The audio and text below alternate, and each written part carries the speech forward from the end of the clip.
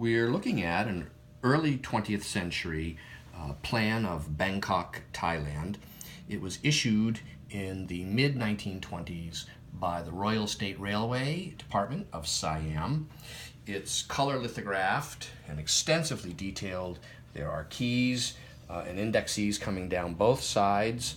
The key below the title by color shows the original city, which is this small little part here, followed, surrounded then by the business and the so-called thickly populated districts, and all this yellow is sparsely populated at this date.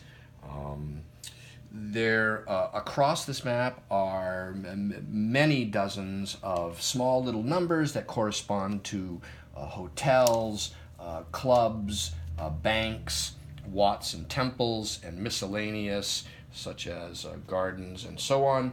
The map was issued folded, and it's still folds quite nicely as issued. We see when we fold it, there is a small little decorative overprinting on the backside, and this fine, small, charming map is currently available on my website, briandimambro.com.